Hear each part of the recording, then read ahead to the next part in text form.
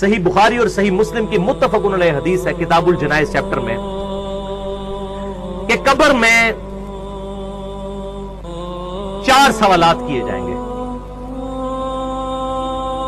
4 کا عدد موجود نہیں لیکن سوال جو بتائے گے وہ میں گن کے بتا رہا ہوں 4 ہے کہ قبر میں یہ سوال ہوں گے. پہلا سوال ہوگا مر ربو کا، بتا تیرا رب کون ہے. دوسرا سوال ہوگا ماں دینوں کا، تیرا دین کیا ہے. تو کیا خیال ہے کہ بریلوی دیوبندی اہل حدیث شیعہ یہ جواب دیا جائے گا یا کہا جائے گا دین الاسلام، میرا دین اسلام ہے. تو اگر قبر میں جا کر اسلام دین ہے تو قبر سے باہر بھی اسلام ہی دین ہونا چاہیے. ان مولویوں کو چھوڑو، ان شیخ الحدیث، شیخ القرآن اور مفتی اعظم اور فلانا اعظم، ان کو چھوڑو، انہوں نے اپنی قبروں میں جانا ہے، پتہ نہیں ان کے ساتھ کیا ہو رہا ہوگا. ہم تو اس کتاب کے پابند ہیں، سیدھی سی بات ہے. وہ اپنے اعمال اپنے ساتھ لے گئے، ہم کسی کے پابند نہیں ہیں. ہمیں ہمارے محبوب صلی اللہ علیہ وسلم بتا گئے کہ مومن جو ہے جواب دے گا میرا دین اسلام ہے. اب ہمارے حساب سے تو ایک تیسرا سوال بھی ہونا چاہیے تھا کہ تمہارا مسلک کیا ہے. وہ جی اسلام تو سارے کہتے ہیں، مسلمان تو سارے کہتے ہیں. اگر ہم اہل حدیث اور دیوبند اور بریلوی اور شیعہ نہیں لکھیں گے تو فرق کیسے پتا چلے گا. تو پھر اللہ تعالیٰ کو بھی چاہیے کہ فرشتوں کے ایک سوال ساتھ یہ بھی لگا لو اس کے ذیل میں ایک جز نمبر 1 کہ دین تو بتا دیا، آپ بتائیں آپ کا مسلک کیا ہے. تو یہ مولویوں کے سارے ڈکوسلے ختم ہو جائیں گے جو ادھر انہوں نے مسجدوں کے باہر یہ مسلمانوں میں تفرقے ڈالے ہوئے ہیں. الحمدللہ اس وقت دنیا میں کئی مسلمان ملک ہیں جہاں پہ یہ تفرقہ نہیں ہے. ملیشیا کے اندر کسی مسجد کے باہر بریلوی دیوبندی اہل حدیث شیعہ نہیں لکھا ہوتا. سعودی عرب کے باہر مسجدوں کے باہر کسی مسجد کے سوائے اس کے نام کے مسجد سیدنا ابوبکر، مسجد سیدنا علی، مسجد سیدنا امام بخاری، یہ اس طرح نام ہے لیکن کسی مکتبہ فکر کا نام نہیں لکھا ہوا. یہ سب کانٹیننٹ انڈیا، پاکستان اور بنگلہ دیش کا یہ بےہودہ کلچر، اور یہی پھر انجیکٹ ہوا ہے چائنا کے اندر. آپ حیران ہوں گے، میں چائنا کے اندر گیا، جولائی 2004 کی بات ہے. مجھے حیرانگی ہوئی کہ چائنا کے مسلمان بھی بریلوی دیوبندی اہل حدیث اور شیعہ ہیں. حالانکہ ان بیچاروں کو پتہ ہی نہیں کہ بریلوی کیا چیز ہے، دیوبند کیا چیز ہے، اہل حدیث کیا چیز ہے، شیعہ کس چیز کا نام ہے. انڈیا کے شہر ہیں بریلی اور دیوبند. تو اس سے مجھے اندازہ ہوا کہ جتنی بیماری انڈیا پاکستان کے اندر ہے یہ پھر ایکسپورٹ ہو جاتی ہے دنیا کے باقی مسلمان ملکوں کے اندر. اس اعتبار سے یہ واقعی گمراہی کا قلعہ ہے ہمارا ملک بنا ہوا اس وقت کہ جتنی گمراہی ہیں یہی باہر جاتی ہیں، ایکسپورٹ ہوتی ہیں. اچھی چیز تو بڑی مشکل سے، اب شکر ہے حق کی آواز یوٹیوب کے ذریعے پہنچنا شروع ہوئی ہے، ورنہ چینلز میں تو کوئی بات ہی نہیں ہمارے جیسے لوگوں کو کرنے دیتا. اللہ.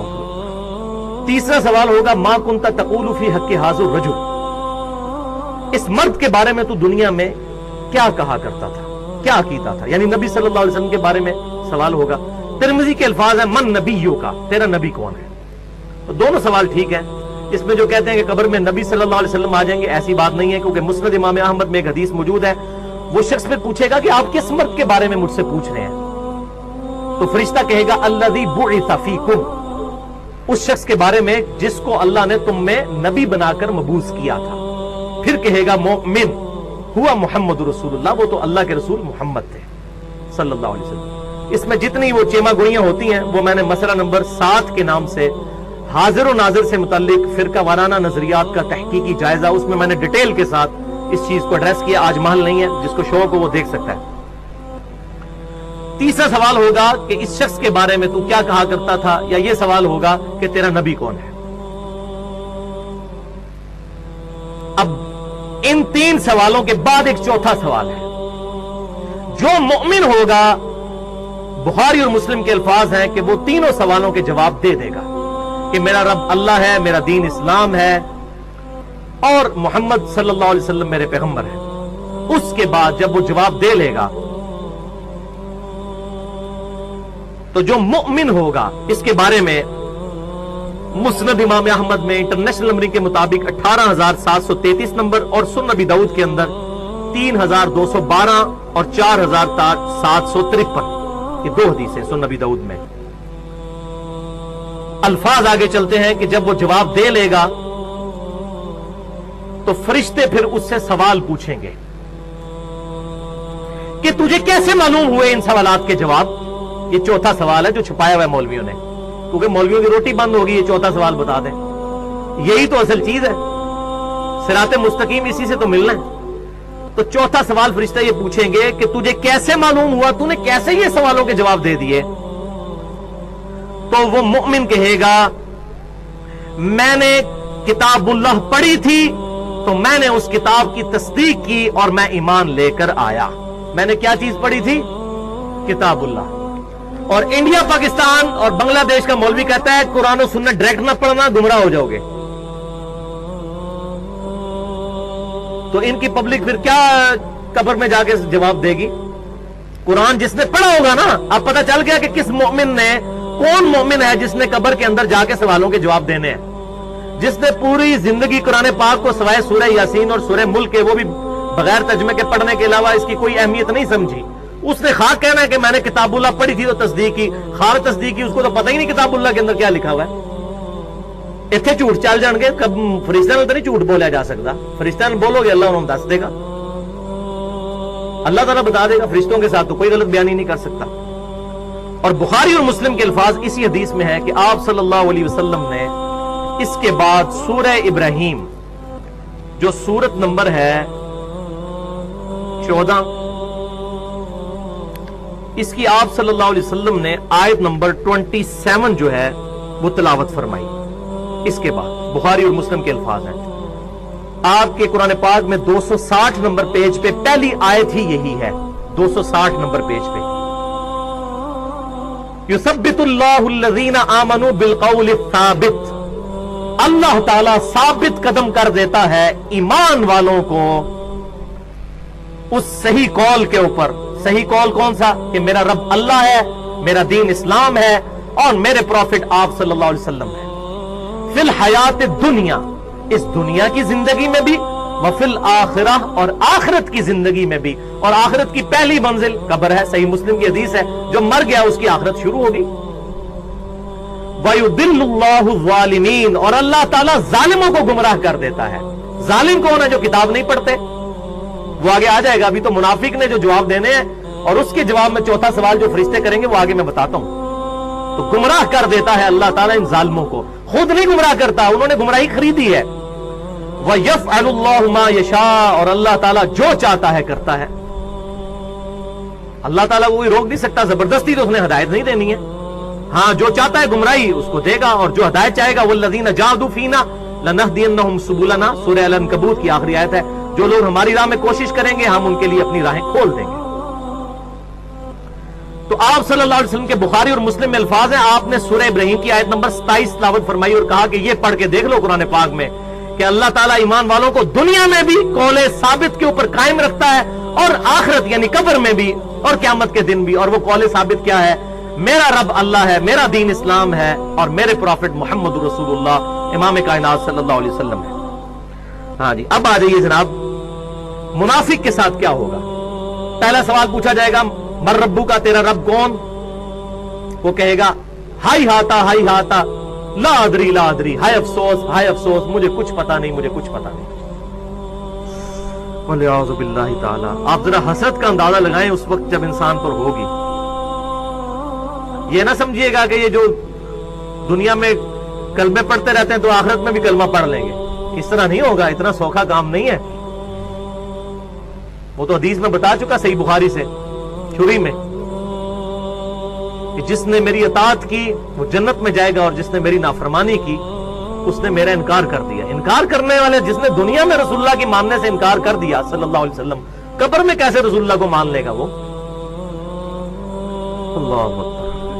منافق سے دوسرا سوال ہوگا، وہ کہے گا مجھے نہیں پتا۔ تیسرا سوال ہوگا، مجھے کہے گا مجھے نہیں پتا۔ اللہ اکبر۔ پھر چوتھا سوال اس سے ہوگا، وہ تجھے سوالوں کے جواب کیوں نہیں آ رہے؟ فرشتے پوچھیں گے یہ چوتھا سوال منافق سے، یا وہ جو گناہگار شخص ہے اس سے۔ اب آگے سے سنیں وہ کیا کہے گا۔ میرا خیال ہے اکثریت اللہ معافی دے شاید پاکستانیوں کی اسی جواب پر ہوگی۔ وہ کہے گا میں وہی کہتا تھا جو لوگ کہتے تھے، سن سنا کے سنی۔ اسی تے شروع تو یہ انجی کر رہے ہیں، ہم تو شروع سے یہی کر رہے ہیں۔ میں وہی کہتا تھا جو لوگ کہتے تھے۔ یہ الفاظ بخاری اور مسلم دونوں میں موجود ہیں، اور میں انٹرنیشنل نمبر بھی بخاری کا بتا دوں 1374، کتاب الجنائز میں بخاری کے الفاظ ہیں، وہ کہے گا میں وہی کہتا تھا جو لوگ کہتے تھے چوتھے سوال کے جواب میں۔ اللہ اکبر والعیاذ باللہ تعالی۔ اب یہاں پر بات ختم نہیں ہوئی، اس لیے میں کہتا ہوں پڑھ پڑھا کے سنی بنے، سن سنا کے سنی نہیں، سن سنا کے سننی ہو جائیں گے۔ فرشتے پھر اس کو ڈانٹتے ہوئے کہیں گے تم نے خود پڑھ کر حق حاصل کرنے کی کوشش کیوں نہیں کی؟ یہ بھی اسی بخاری 1374 میں الفاظ ہیں، تم نے خود پڑھ کر حق حاصل کرنے کی کوشش کیوں نہیں کی؟ آگے پھر میں حق بجانب ہوں نا کہ پھر وہ آگے اس کو کہنا چاہیے، وہ قیامت والے دن تو کہے گا، وہ امام الانبیاء کی دعوت قرآن والے میں بھی ہے، اے اللہ ہمارے بزرگوں کو دگنا عذاب دے کہ ان کی وجہ سے ہم گمراہ ہوئے۔ تو پھر وہ کہے گا نا کہ سانو بزرگاں نے مار چھڑیا، انہوں نے دگنا عذاب دے۔ قرآن کے الفاظ ہیں، سورۃ الاحزاب کا آخری رکوع پڑھ کے دیکھ لیجیے، اے اللہ ہمارے بزرگوں کو دگنا عذاب دے۔ اور سورہ حمیم و سجدہ میں تو اس سے بھی سخت الفاظ ہیں، اے اللہ ہمارے بزرگوں کو ہمارے حوالے کر، ہم انہیں اپنے پاؤں کے نیچے روندیں جن کی وجہ سے ہم گمراہ ہوئے۔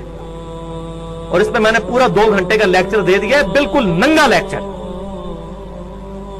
بزرگوں کی اندھا دھند پیروی کا انجام اور اس کا علاج، مسئلہ نمبر 71A کے نام سے۔